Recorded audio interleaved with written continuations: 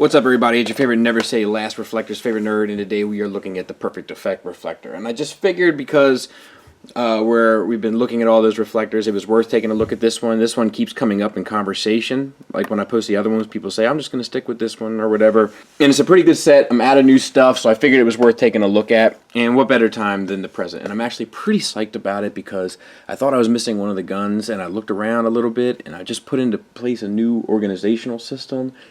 And it actually paid off, so I'm pretty psyched about that. Anyway, let's take a look. These guys come with a slew of accessories, okay? So we're going to do those piece by piece. So they all come with a little knife and a little holster for the knife. The knife itself has silver paint applied inside those little cylinders there, and then it slides in to here, and then they all can peg into the back of the bot right there in that tab, and then you have a knife that's being holstered, and just for the sake of proving it, they can all hold them as well, but it is a tight fit. They also come with this shield. Now these parts open up for transformation, these purple bits, but they have a handle that this little one will keep kind of closed, and it is relatively loose. But it is a handle so that they can hold it, and it looks like a riot shield on the front. You got the tampered paint for the letters, and then you got the black paint and purple paint on the white plastic. And then just to prove that to you,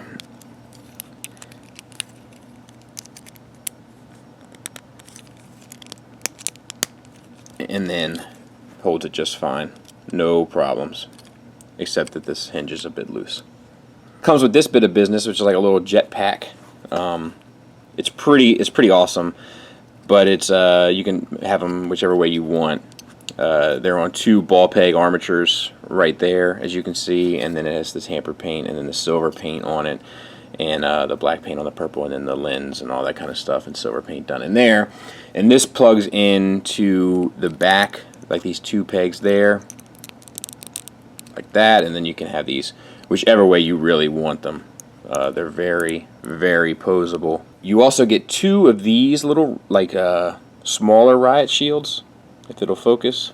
And they have these gold paint there. That's a repro label applied by myself, and then all the little silver paint. And these can clip on to their forearms. Easy for me to say. Like that, which is also pretty cool.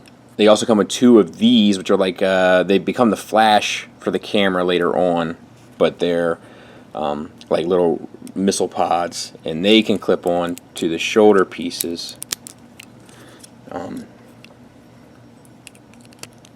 It's a very like parts forming piece, but the parts forming is pretty cool and fun.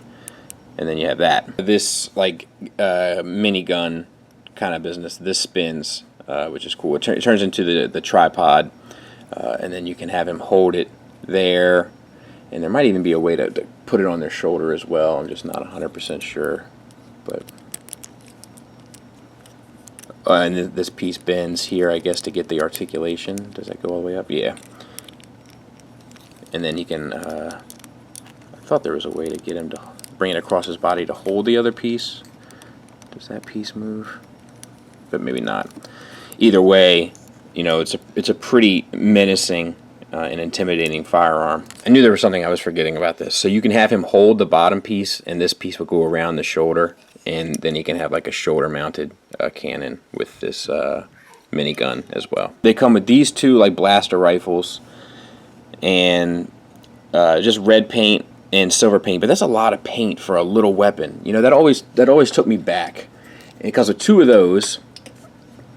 And just to prove it, because I know some of you guys don't trust me, but it holds it just fine. My camera, on the other hand, does not focus just fine. But yeah. Lastly, this kind of like long-range sniper rifle type of unit. This does come untabbed, and we'll get to that later. But they can hold it just fine. So let's get them all armed up, and we'll take a look at them. And there they all are armed up and looking pretty intimidating. I've always liked this set. It's early third party, so it was even more impressing in its heyday, but it's always been a pretty cool set. Let's do a size comparison real quick with other Chug stuff. There they are with Acid Storm, Iron Factory Blaster for a Legend scale piece, and then RC. And I kind of feel like they fit better for Legends. Like I think that's an appropriate size for a Legends reflector. I think they're way too short for Chug, personally, like for that scale, the deluxe class scale. I think they work really well with the third-party Legends, and I mean third-party Legends class figures. So I'm going to go through one, and we're just going to keep the accessories on, because this is like the most bulky accessory, just to see if it impinges it or not, and then the other ones are fairly identical and don't have to worry about the accessory issue. So the head is on a little ball peg, and it actually gets a tremendous amount of articulation for what it is, all the way down to there, all the way up to there, and then the swivel is intact. On the face you have red paint, black paint, and the silver paint, so that's all pretty good. Shoulders, ball peg. With this mounted unit on, you can still articulate the shoulder all the way out. You just kind of have to be mindful of how it moves and manipulates. You may have to sort it out in the end.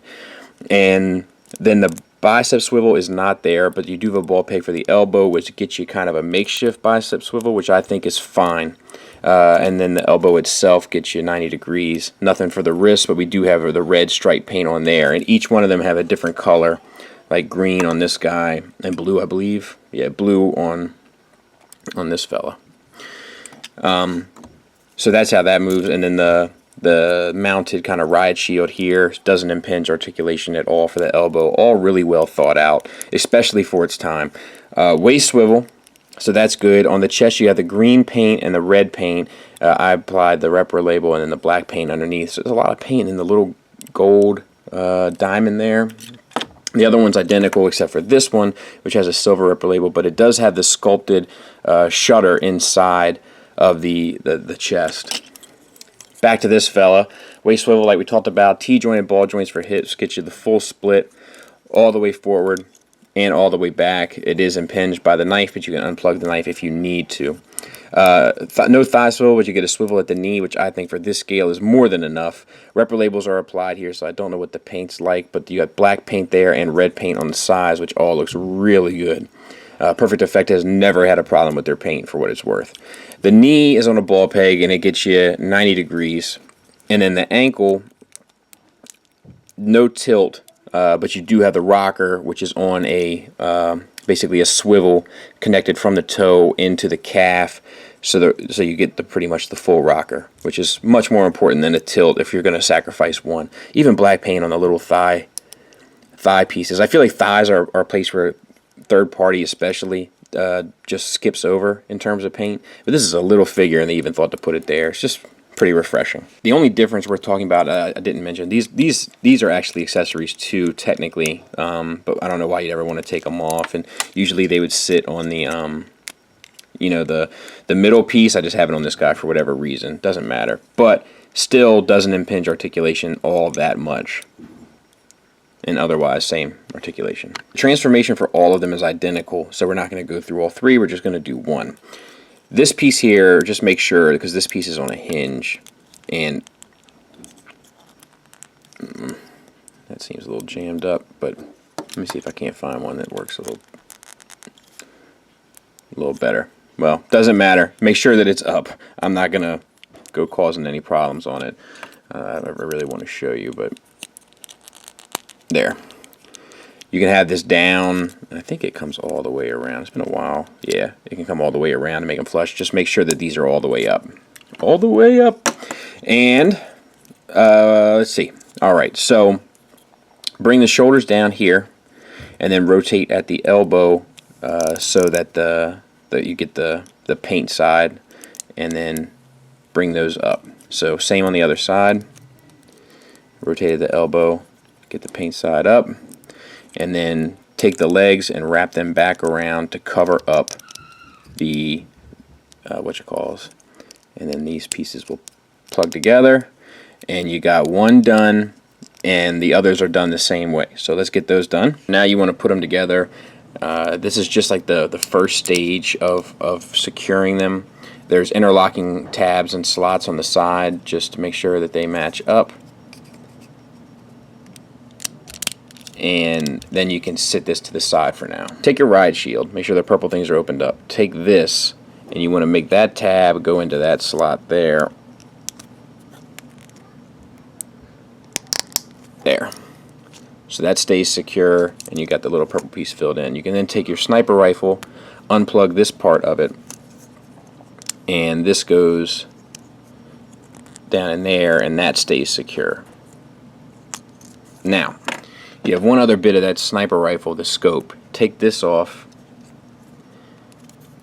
and you sit it down in here. Once again, a job for nimbly fingers, but there it is.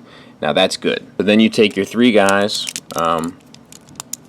and you make sure that this piece, the one piece, is in the front, and the other two pieces are in the back, and you slide these three tabs into those three holes there, and this really secures it. That piece comes up. Let's try to get the back ones first then. Seeing this one came undone. It's just a matter of keeping pressure on everything. There. And then that one. Secured. Take your Gatling gun and open this up. Flip this handle up. Take these. Slide those down. One after the other. This piece comes up over top and locks it in place, and then this piece flips up. Now you can take this, and if you lean his head back, there's a little slot there, and you can clip that into place, and that's the flash. You can take the shoulder pads from the other guy, interlock them together, come to the guy in the front, lean his head back, and plug that in for the top of the camera. Take the smaller ride shield and take your little knives with the tabs, and just remember, I think it's blade to the two tabs. I could be wrong, but push that in, and that secures that, and it closes up that piece there. And you have to do it to both, obviously. Blade down to two tabs. Take this piece, use these three circles here, and plug in your three guns. The top one goes handle up, and then the bottom two go handle down.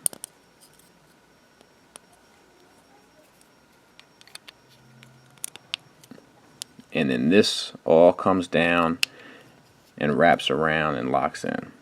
Hope you saw that. Up and around. And they actually plug into the corresponding slots on the opposite sides. Then you take your two shields, and there's a tab here that's got to go into there, and then your notches have to be right as well, right as rain. And this all kind of has to be lined up to really work properly, and it's stuff like this that eats me up. So it has to be this one. It has to be a particular one for each side. There, that's money. Now let's try this one.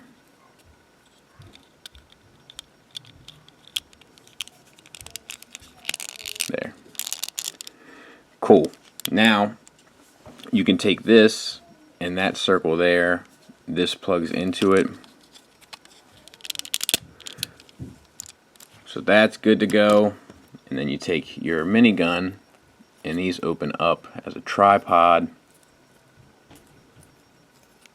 That one's a little tight. Maybe it's supposed to be. It's been a long time. And then this plugs into the bottom.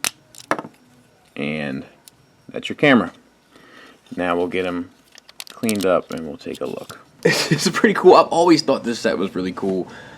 I'll try to give you a size comparison when it's up on its stand like that. There it is next to Acid Storm again, so you can kind of put them behind it and whatever. But it's just, like, I'm not going to waste too much time with final thoughts on this because it's an old set, and you know, most of you probably know what's going on with it by now. But it's just like, I don't know, This was one of the first third-party pieces I got, and I just remember being blown away by like how fun and interesting and all this like things and how they tab together and so forth. And you can see how it cleans up in the back, and it's a really fun piece. Like it's a lot of fun to mess with. The bots have an incredible amount of playability to them. The camera, I think that the lens is probably, it's probably a little too intense. It's still not hateful, and I still think that probably for a Chug collection, or especially for a Legends collection, you're not going to get a better one. It's kind of on the money. Like, I really, it's a little pricey. Like, I guess my criticism of it are by today's standards, I think it goes on eBay for around $100. And it's a little pricey for what it is. Because you can get the Make Toys one or the Fans Project one or the KFC one for not that much more, and it's an awful lot more. But you have to keep in mind the time that this thing came out, and for its time, it was one of the better pieces available. And it's still an awful lot of fun. Like, the articulation is good, the paint is great.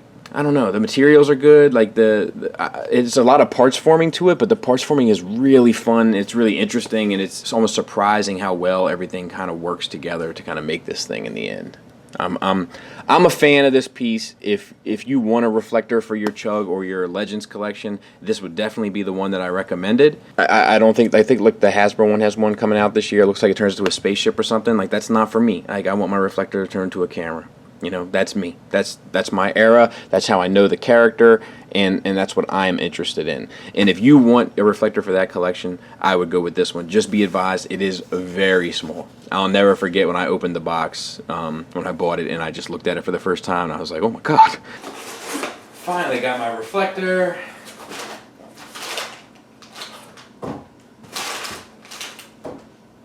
Can you believe they didn't send it? Wait. I think I see something. Never mind. It's there.